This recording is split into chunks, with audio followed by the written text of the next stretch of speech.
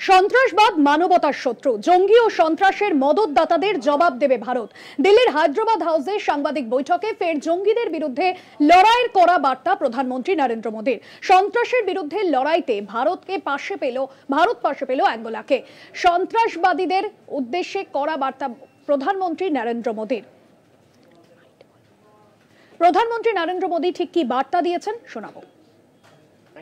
हम एकमत है कि आतंकवाद मानवता के लिए सबसे बड़ा खतरा है।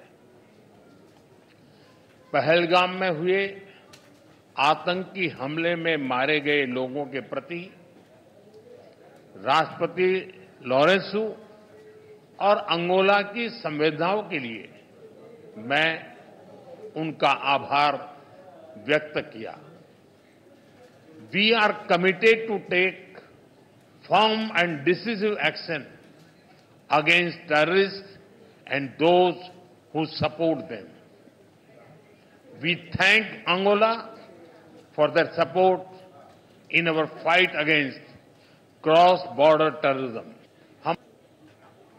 আপনাদের শোনালাম প্রধানমন্ত্রী নরেন্দ্র মোদী তিনি ঠিক কি বার্তা দিয়েছেন। এই নিয়ে আরো বিস্তারিত জানবো। আমার সঙ্গে রয়েছেন নিউজ রুম থেকে আমাদের প্রতিনিধি অঙ্কুর ভট্টাচার্য। অঙ্কুরদা, এর আগে আমরা দেখেছিলাম পেহেলগাম কাণ্ডের পর বিহারের মধুবনী থেকেও কড়া বার্তা দিয়েছিলেন প্রধানমন্ত্রী, যেখানে তিনি বলেছিলেন সন্ত্রাসবাদীদের প্রত্যেককে কল্পনাতীত শাস্তি দেওয়া হবে।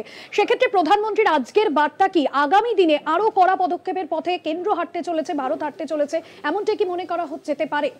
একেবারেই ভাস্বতী, যেটা আমরা দেখেছিলাম 22শে এপ্রিল পহলগামে হামলার পর তারপরে যে ক্যাবিনেট বৈঠক হয়েছিল, তারপরে বিহারের মধুবনী থেকে প্রধানমন্ত্রী নরেন্দ্র মোদী ঠিক এই কথাই বলেছিলেন যে কল্পনাতীত সাজা দেওয়া হবে এবং নো স্টোন আনটার্নড, অর্থাৎ কোনোভাবেই কোনো কিছুই ভারত না উল্টে দেখবে, কোনো পাথর না উল্টে দেখবে, অর্থাৎ কোনো পদক্ষেপই কিন্তু বাদ দেওয়া হবে না। এবং তারপরেই আমরা দেখেছি একদিকে যেমন ভিসা ক্যান্সেল করা হয়েছে, ইন্ডাস্ট্রিটি সেটা কার্যকরী করা যেটা চলছিল সেটাকে রদ করা হয়েছে। তারপরে আমরা দেখেছি ইভেন ইউটিউব চ্যানেল বন্ধ করা হয়েছে, পাক প্রধানমন্ত্রী শেহবাজ শরীফের ইউটিউব চ্যানেল বন্ধ করা হয়েছে।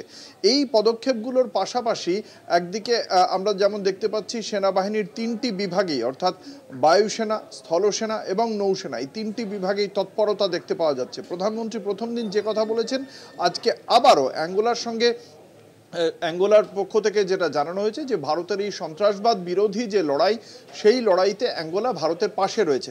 এবং তারপরেই নয়াদিল্লির হায়দ্রাবাদ হাউসে একটি যৌথ সাংবাদিক সম্মেলন হয় এবং সেখানেই প্রধানমন্ত্রী সন্ত্রাসবাদকে মানবতার শত্রু বলে ফার্ম অ্যান্ড ডিসাইসিভ, অর্থাৎ দৃঢ় এবং সিদ্ধান্তমূলক পদক্ষেপ করা হবে। আরও একবার এই বিষয়টির ওপরেই জোর দিয়েছেন প্রধানমন্ত্রী নরেন্দ্র মোদী।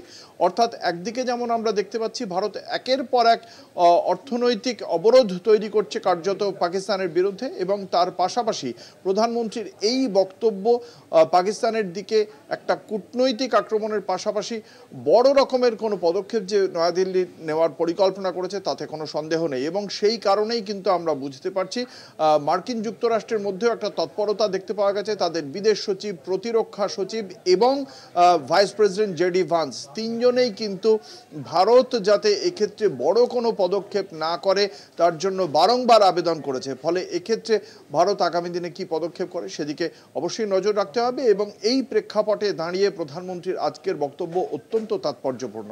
ভাস্বতী, ধন্যবাদ জানাবো অঙ্কুরদা। অঙ্কুর ভট্টাচার্য ছিলেন আমাদের প্রতিনিধি সরাসরি নিউজ রুম থেকে।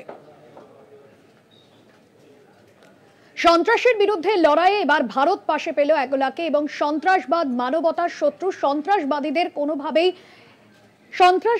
উদ্দেশ্যে কড়া বার্তা প্রধানমন্ত্রী নরেন্দ্র মোদীর। জঙ্গি এবং মদতদাতাদেরও কড়া জবাব দেবে ভারত।